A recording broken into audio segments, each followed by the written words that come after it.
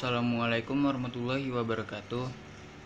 Saya Muhammad Farhat Mujahid akan menjelaskan tentang apa itu database server dan akan berkolaborasi dengan teman saya yakni yang bernama Mahesa Abi Perwira. Pertama-tama database temanya database server. Sebelum masuk ke pembahasan database, kita perlu mengetahui apa itu data. Data adalah sekumpulan fakta yang berupa teks, nomor, gambar, video, dan masih banyak lagi. Jika data diolah, maka akan menjadi informasi. Kemudian, artinya dengan data yang sudah diolah menjadi informasi tersebut dapat menjadi suatu hal yang bermanfaat untuk manusia. Pertanyaannya, bagaimana data tersebut disimpan dan dikelola? Jawabannya, di dunia yang sudah menggunakan proses computing sekarang ini dapat dengan mudah dikelola. Pengelolaannya menggunakan database. Mari kita mulai pembahasan tentang database.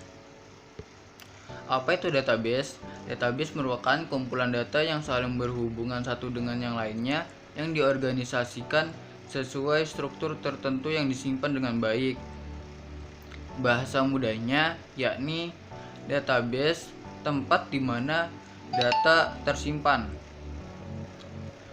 Fungsi database 1. Pengelompokan data yang bertujuan untuk memudahkan identifikasi data. Kedua, untuk menghindari penyimpanan data yang ganda. Ketiga, database jadi solusi yang paling tepat untuk pemakaian kertas untuk media penyimpanan data yang dasarnya kurang efektif dan juga menghabiskan banyak uang. Kemudian, tipe-tipe database. 1. Relation database, Object Relationship database, Distributed database, NoSQL database, Graph database, Flood database, Containerization database, dan terakhir operational database. Relation database adalah database dengan tabel-tabel yang paling berhubungan satu dengan yang lainnya. Kemudian object oriented database adalah model basis data di mana informasi disimpan dalam bentuk objek. Biasanya digunakan untuk OOP atau singkatan dari Object Oriented Programming. Kemudian distributed database adalah model basis data di mana data yang digunakan bersama yang saling terhubung secara logis, tetapi tersebar secara fisik pada jaringan komputer. Data tersimpan pada beberapa komputer.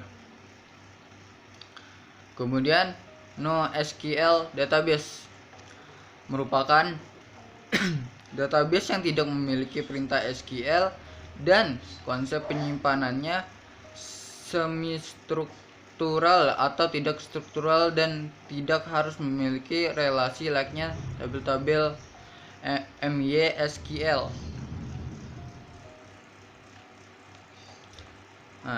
Oke, jadi sudah paham mengenai database. Tapi belum. Lanjut ya bacanya. Untuk mengolah database di sebuah komputer diperlukan sebuah program. Program ini dinamakan DBMS. Apa itu DBMS? DBMS merupakan sistem yang digunakan untuk mengelola database. DBMS membantu dalam pemeliharaan dan pengelolaan kumpulan data dalam jumlah besar.